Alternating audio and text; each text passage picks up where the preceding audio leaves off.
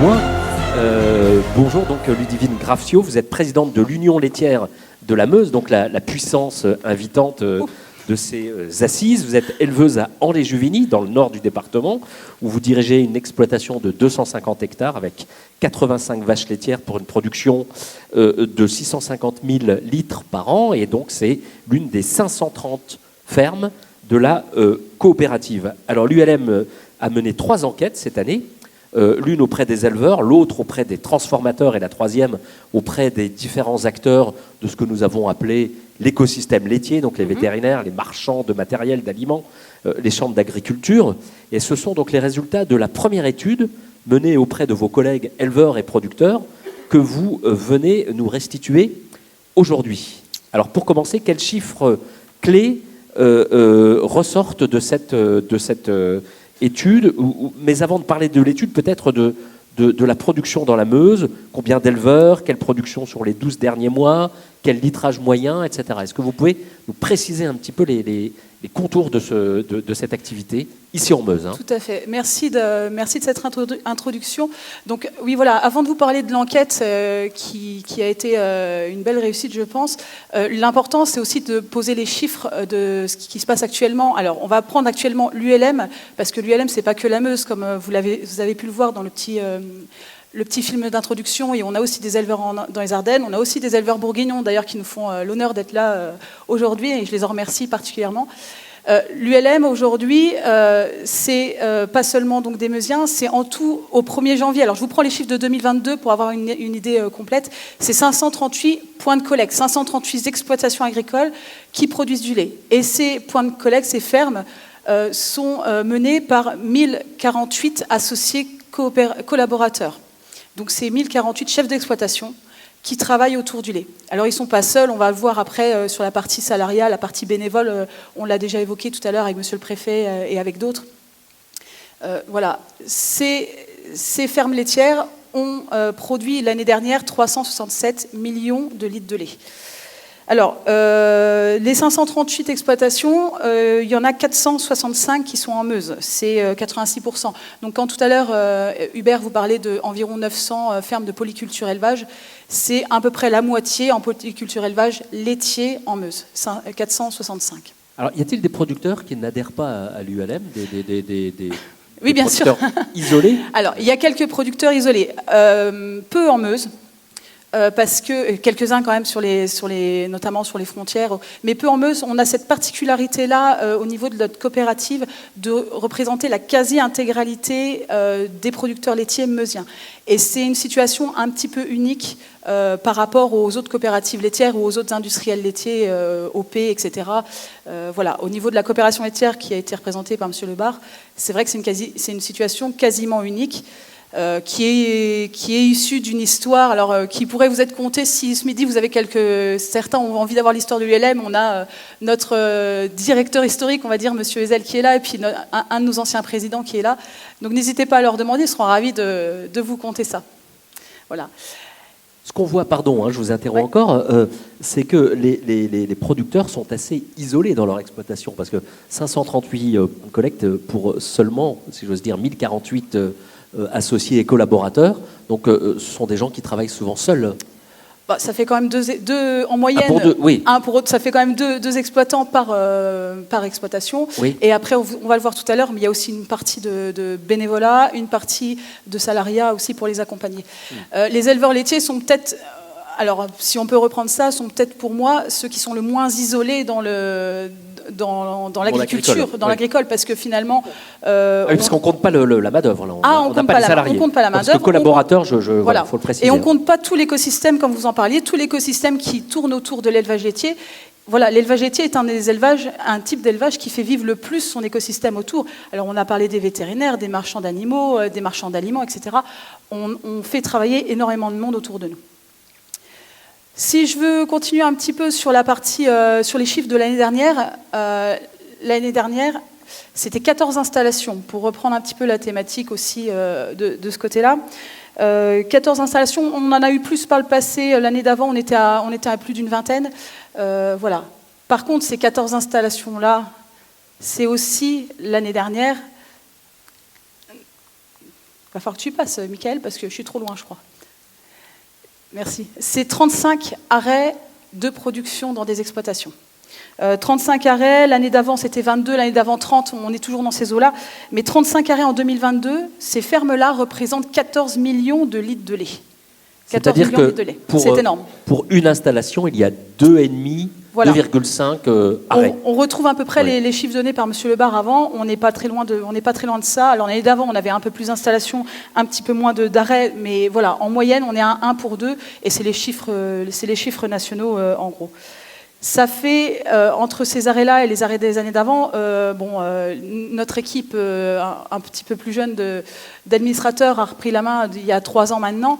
Depuis 3 ans, à peu près jour pour jour, c'est un arrêt de collecte, un arrêt de production tous les 15 jours. Un arrêt d'exploitation laitière tous les 15 jours. Oui, ça, c'est un chiffre impressionnant. Hein. C'est un chiffre impressionnant, ouais. Et voilà, on a été à dire pendant un certain temps qu'il y a une restructuration, que les petites exploitations les petites exploitations, excusez-moi du terme, n'ont pas leur avenir, etc. Mais au final, on voit que le litrage moyen par point de collecte qui s'arrête augmente. On est passé de moins de 300 000 à quasiment 400 000 aujourd'hui. Et aujourd'hui, on a des arrêts de producteurs aussi qui font du million de litres de lait. Là, on a 2 arrêts programmés dans les mois qui viennent de producteurs qui sont à 1,2 million et 1,4 million litres de lait. La quantité en production, et on va le voir tout à l'heure, c'est une préoccupation des jeunes, notamment de l'EPL. Est-ce qu'il faut faire beaucoup pour vivre ? Non, la quantité n'est pas le vrai enjeu, finalement. Alors, on parlera tout à l'heure des raisons qui poussent d'abord des jeunes à s'installer, oui. et qui poussent aussi les moins jeunes à s'arrêter. Ou alors, on peut juste parler tout de suite, par exemple, des arrêts sur les 35 ans. Enfin, sur les dernières années, si on étudie un petit peu la typologie des arrêts, c'est 48% de départs en retraite. Alors, des départs en retraite, soit dans des exploitations unipersonnelles, où le seul chef d'exploitation part en retraite, la ferme souvent, malheureusement, va grossir une exploitation voisine et on ne conserve pas le lait. Soit des départs en retraite d'un associé dans une exploitation en société. Et ce départ en retraite d'associé provoque l'arrêt du lait de la société, puisque par manque de main-d'œuvre principalement.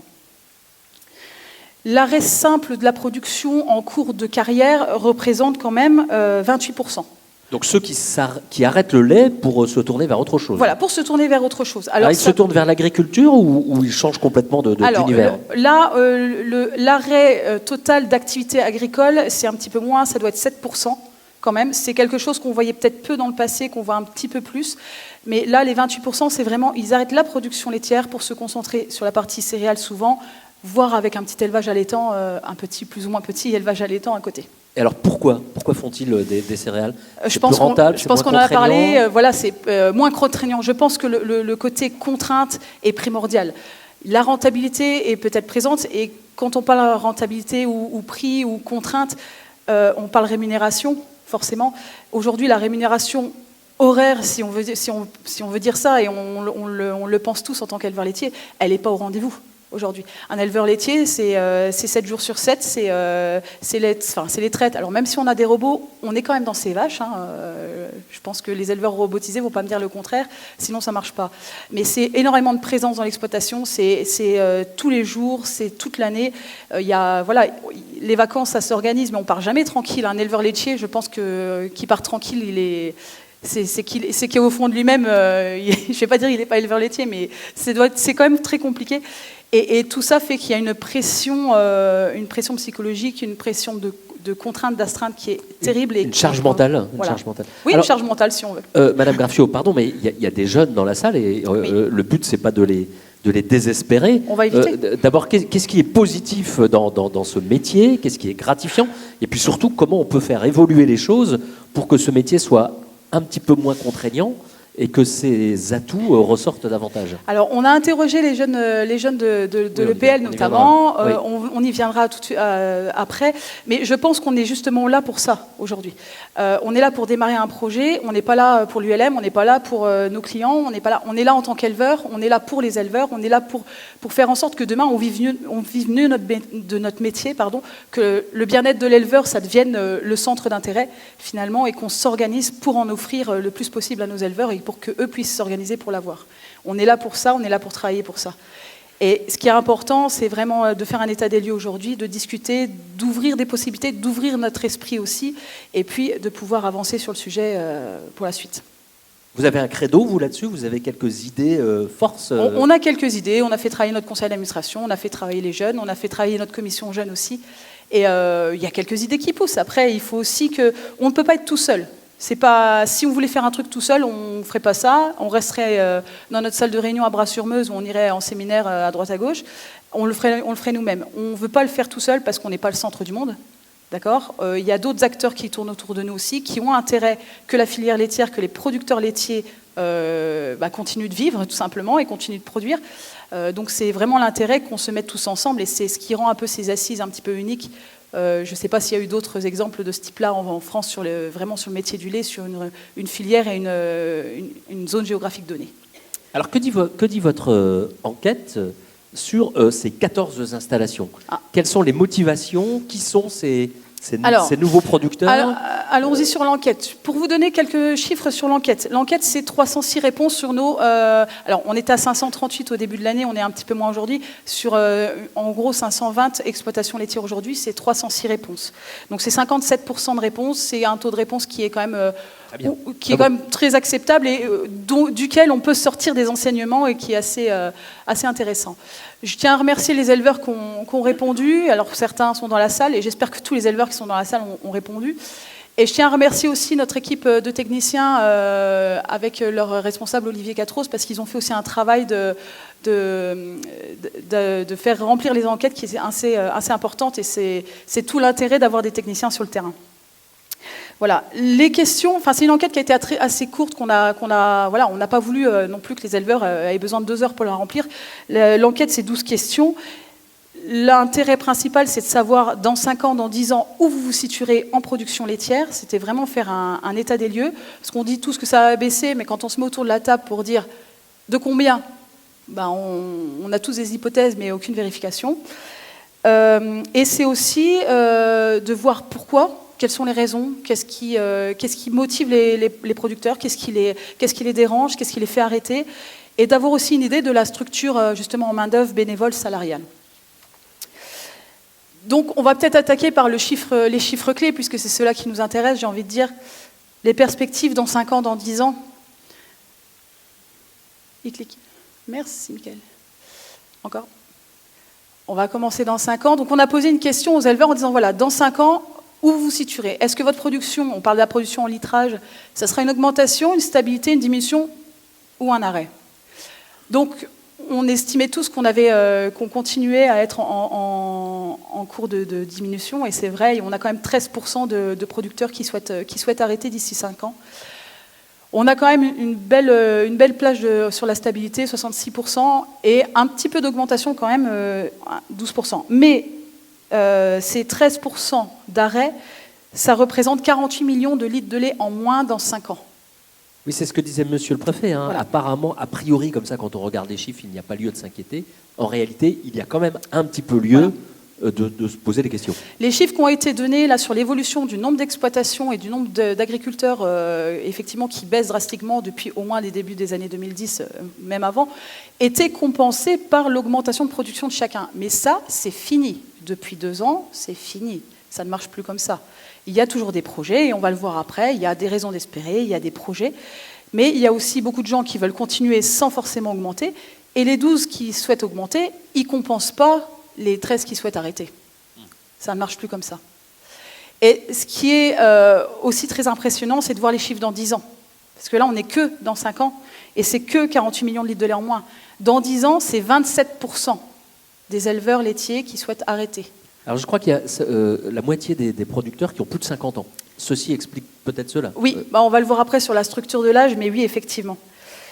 Ces 27%, c'est 100 millions de litres de lait. Le chiffre est tout rond. Allez, c'est 99 et des bananes si vous faites le calcul. C'est 100 millions de litres de lait qui va être produit en moins sur la zone à isopérimètre ULM. Alors la zone ULM Meuse, Ardennes, Bourgogne, pour faire simple. C'est 100 millions de litres de lait en moins. Alors aujourd'hui, vous avez eu les chiffres tout à l'heure, on est déjà importateur, j'ai envie de dire, sur le territoire meusien pour nos industries. Demain, il faudra en importer plus, parce que visiblement, on n'en aura pas pour tout le monde. Et on sent déjà la concurrence aujourd'hui, clairement. Le nombre d'arrêts, si on peut juste faire un focus sur les 27% qui arrêtent à horizon 10 ans, il est très très significatif, notamment en élevage unipersonnel. Donc les exploitations individuelles, c'est 38% des exploitations individuelles qui souhaitent arrêter le lait, majoritairement pour des causes de retraite, et qui n'ont pas déclaré de repreneur ou déclaré d'installation derrière eux. Alors que dit l'enquête sur les motivations des exploitants qui arrêtent ou qui veulent arrêter? Pourquoi? Alors, est-ce que c'est l'âge? Est-ce que c'est le... Alors, j'avais un petit focus sur l'âge parce que l'âge explique beaucoup. Et clique, vas-y. Là, on a demandé leur âge, l'âge des associés coopérateurs, soit des GAEC ou soit des exploitations unipersonnelles. Et ce qu'on peut voir, c'est qu'on a 39% des exploitants agricoles qui ont répondu à l'enquête, 39% des exploitations qui ont plus de 50 ans. C'est juste énorme. À côté de ça, les moins de 39 ans, les moins de 39 ans, on va dire en moins de 30 ans et moins de 39 ans, on n'est que à 29%. Donc effectivement, on voit qu'on a toujours ce problème de renouvellement de génération. On n'arrivera pas, on est loin des 1 pour 1, et on n'est pas sur la même plage. Donc voilà. Cette population-là de personnes qui partent, elle a du mal effectivement à être remplacée, on l'a déjà vu. C'est des chiffres qui sont très représentatifs des chiffres qu'on a à l'ULM de façon globale sur les 500 exploitations, clairement.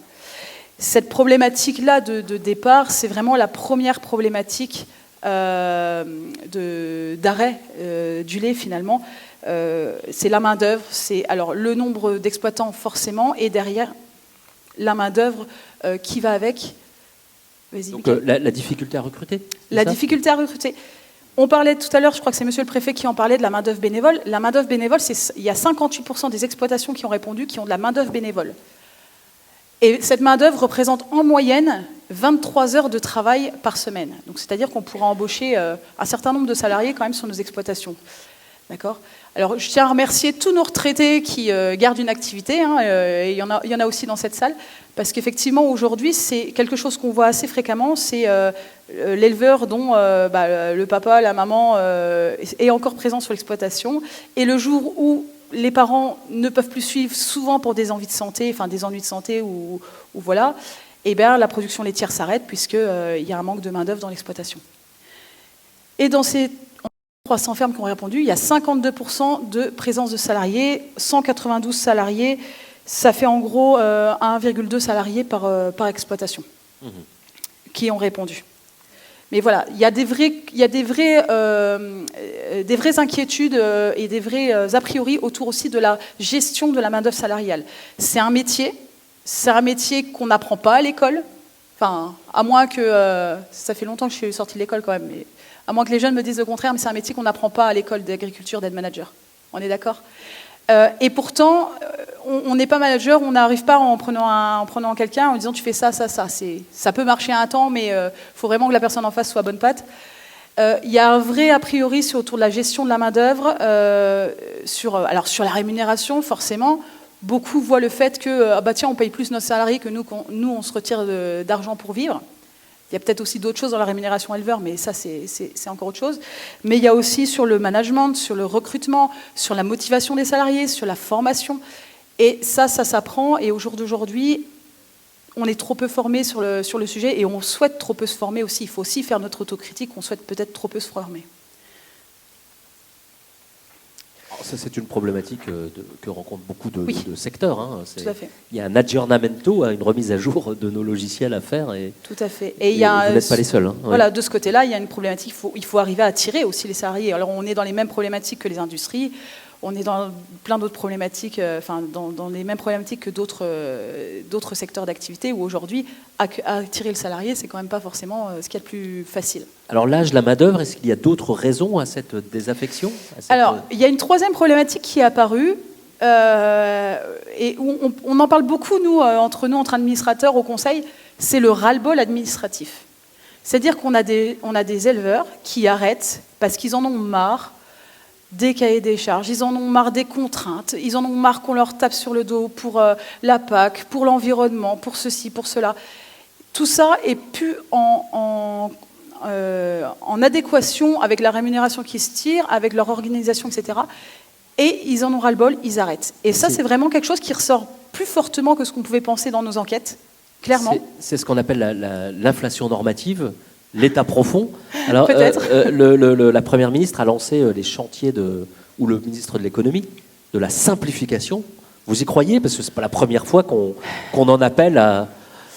Alors la simplification, la simplification, il va falloir qu'elle se fasse au niveau de l'État. Clairement, alors entre la PAC, je vais lancer des choses et les gens m'en voudront pas, mais entre l'État, la PAC, la DDT, la SAFER, ça devient un blougi-boulga complètement incompréhensible. Faire un dossier aujourd'hui d'autorisation d'exploiter, faire un dossier d'autorisation SAFER, ça devient une misère mais profonde. Voilà, c'est des heures et des heures passées autour d'autorisation à des dossiers sur lesquels... Même les centres de gestion ont du mal à nous aider, il faut être honnête quand même, parce qu'on peut se dire qu'on n'est pas formé effectivement à sortir des chiffres qu'ils nous demandent, mais ça devient complètement aberrant. Effectivement, ça peut aussi donner envie d'arrêter à beaucoup. On a aussi un boulot à faire, nous, entre nous. Alors, quand je dis entre nous, c'est peut-être plus les organismes para-agricoles, où effectivement, parfois, on démultiplie entre nous les mêmes demandes auprès des éleveurs, et où il faut peut-être qu'on se concerte aussi, il faut sûrement qu'on se concerte aussi pour simplifier les choses au niveau des producteurs. Voilà. On a un exemple quand même criant de ça. Alors, il y a un problème, je vais vous prendre un exemple, c'est l'exemple de la filière bio. On a un problème de prix sur la filière bio en ce moment, en lait en particulier, qui est indéniable, c'est clair et net. Au 1er janvier de cette année, l'ULM comptait 24 producteurs bio. Au 31 décembre de cette année, il y aura 2 éleveurs bio en moins. 2 éleveurs qui repartent vers, alors on dit conventionnel est Véloc pour chez nous, je vous le rappelle. Mais pourquoi? Pas pour une question de prix, c'est des fermes qui tournent, c'est des fermes qui vont bien.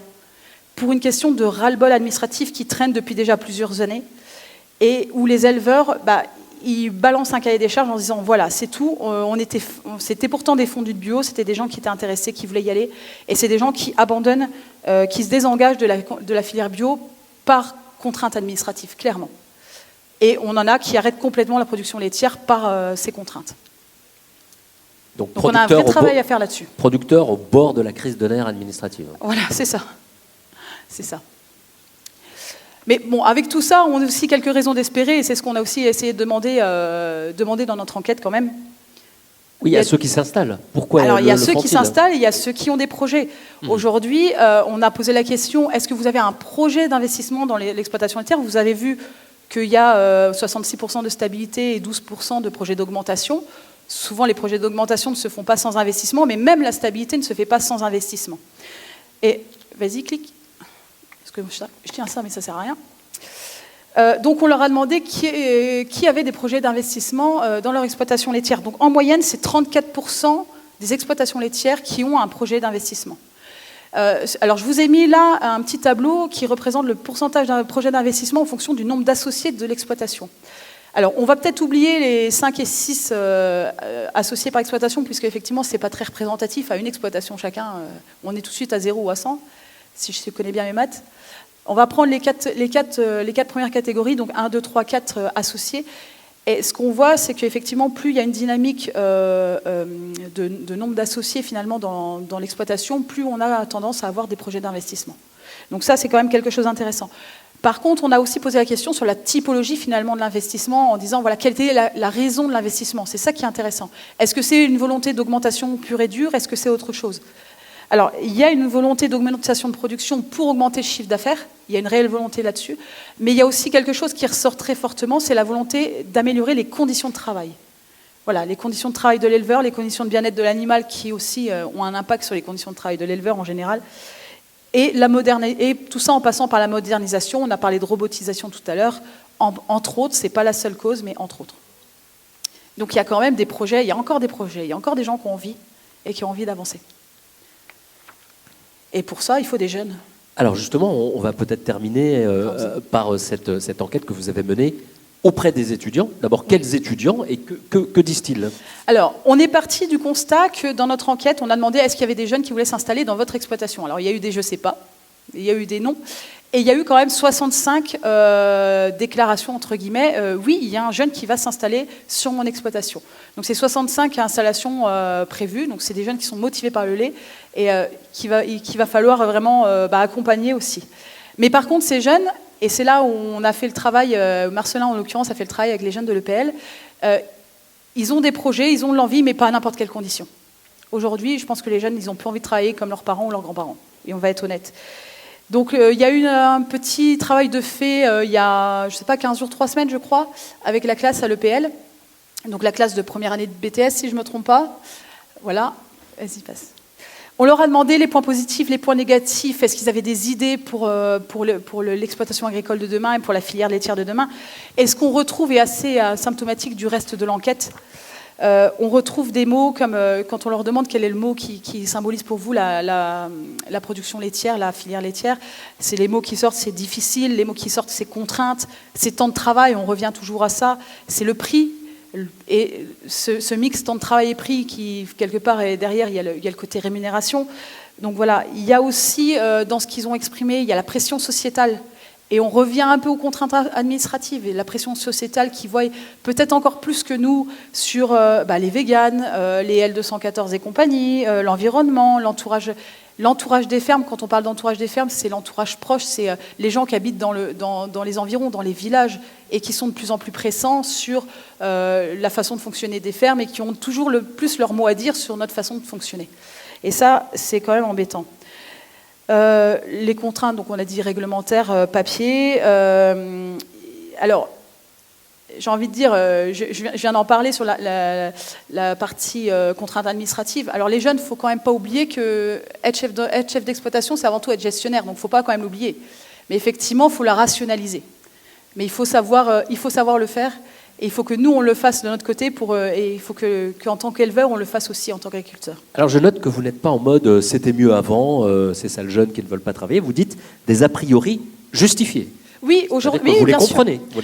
Et puis ils rejettent totalement les résultats de l'enquête qu'on a faite. On reparle des mêmes choses et on ne leur a pas donné l'enquête pour qu'ils la remplissent. Oui. Donc on reparle exactement des mêmes choses. Donc ils ont vraiment cette vision-là.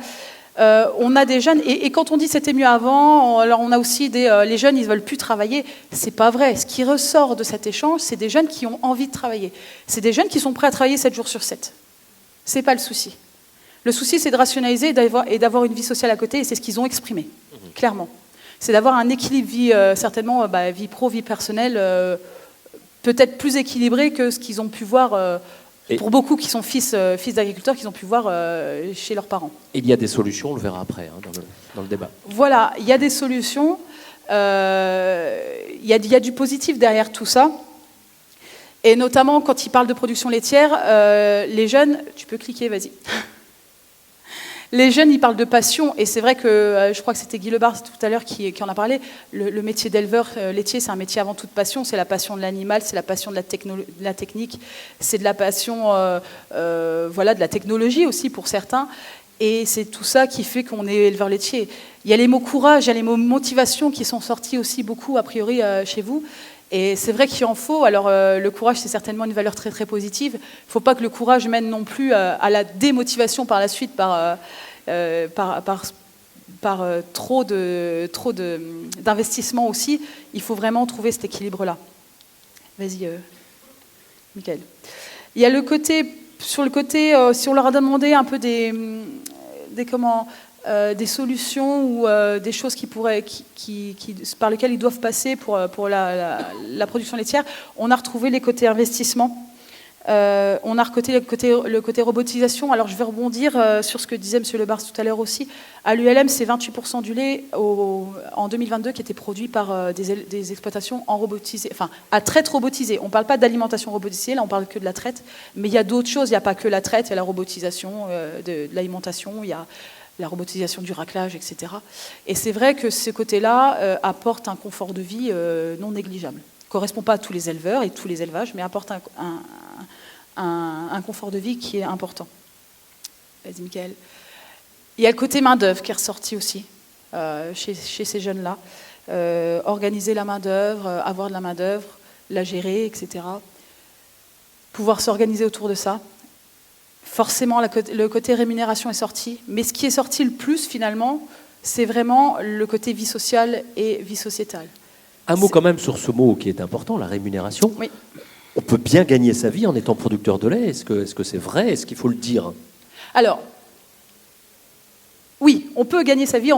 Je pense qu'on est tous là aujourd'hui, et si on gagnait vraiment pas sa vie, on serait pas encore 500 élevages, 465 élevages en Meuse, si vraiment on travaillait à perte. Et là, je pense qu'il faut peut-être plutôt interroger, je crois qu'il y a des représentants des banques et des centres de gestion ici, je pense qu'ils peuvent parler d'eux-mêmes. C'est pas tous les ans rose, mais dans les autres productions non plus. Mais globalement, les éleveurs laitiers gagnent leur vie. Alors, si on ramène ça au nombre d'heures travaillées par semaine, parce qu'on n'est pas tout à fait à 35 heures, voilà, le niveau de rémunération est peut-être pas celui espéré pour le temps qu'on y passe et les compétences qu'on doit avoir. Parce que être éleveur, c'est pas juste traire les vaches et les emmener au parc s'il y a du parc, les nourrir, voilà. Être éleveur, c'est aussi soigner les vaches, être assistant vétérinaire. On va pas vexer les vétérinaires qui sont ici présents. C'est aussi être secrétaire comptable, agent administratif, parce qu'il y en a beaucoup. C'est être gestionnaire d'entreprise, tout simplement. C'est être manager quand il y a des RH. C'est être des RH manager et tout ça. Et c'est énormément de compétences qu'on a. C'est aussi l'intérêt de notre métier. C'est ce qui en fait sa passion. C'est que c'est un métier multitâche. Est-ce qu'on a des chiffres sur la rémunération quand même? C'est peut-être un Alors tabou moi, je que les ai brise. pas, je suis pas centre de gestion. Mais et là, il y aura peut-être des gens qui seront plus... oui, ce serait... voilà. Après, voilà, la rémunération dépend aussi beaucoup de la structure de la ferme, dépend des emprunts. Des emprunts, dépend du niveau de vie de la ferme, entre guillemets, entre est-ce que c'est des jeunes installés, est-ce que c'est des gens qui sont à l'aube de la retraite, voilà. Par contre, je veux vraiment insister sur ce côté vie sociale. Il y a une proposition des jeunes ou une demande des jeunes qu'il faudra peut-être qu'on travaille cet hiver avec nos partenaires. C'est bête, mais avoir des vacances. Parce que tous les éleveurs laitiers ne sont pas capables. Alors tous les agriculteurs de façon générale, mais les éleveurs laitiers ne sont pas tous capables de prendre des vacances. Avoir de la main-d'œuvre à disposition, un service de remplacement, sous forme de service de remplacement, de GFA, de ce que vous voulez, qui vous permettent de partir en main-d'œuvre. Et pourquoi pas, on peut peut-être s'imaginer demain que le département, la région et puis nos collègues industriels, ils puissent nous proposer d'avoir un peu de main-d'œuvre spécialement pour partir en vacances et d'aider les producteurs à se la payer. Ça serait peut-être bien. Alors je lance des idées comme ça, il y en aura d'autres dans la journée, vous inquiétez pas. Mais voilà, avoir 15 jours de vacances par an, c'est juste un tiers des vacances normales d'un employé français. C'est peut-être pas trop demandé. Alors, merci, on est à peu près dans les temps. Merci beaucoup, Madame Graffio. Est-ce qu'on peut résumer en un message essentiel l'enseignement de l'une de ces 3 études menées cette année par l'ULM? Qu'est-ce que vous en retenez? Quelle est la quintessence de cette enquête? On en retient qu'on a une baisse de production programmée auquel on s'attendait. Alors, on n'attendait pas forcément le niveau de baisse, mais on s'y attendait. On retient qu'effectivement, il y a beaucoup qui sont beaucoup dus à l'âge des producteurs, à des départs en retraite, à des problèmes de main-d'œuvre. Donc il y a une vraie problématique main-d'œuvre au sens global du terme. Et on retient aussi qu'on a aussi beaucoup d'espoir avec des projets, avec des jeunes qui ont envie de s'installer, avec plein de pistes de travail. Et il faut vraiment qu'on les travaille aujourd'hui, parce que si on attend, ça ne sera pas 27% d'arrêt, ça sera certainement bien plus dans le futur. Donc il faut vraiment qu'on travaille, et on est tous là aujourd'hui pour démarrer ce travail-là en commun. Merci beaucoup Ludivine Graffio, donc présidente de l'Union laitière de la Meuse, pour ce tour d'horizon complet.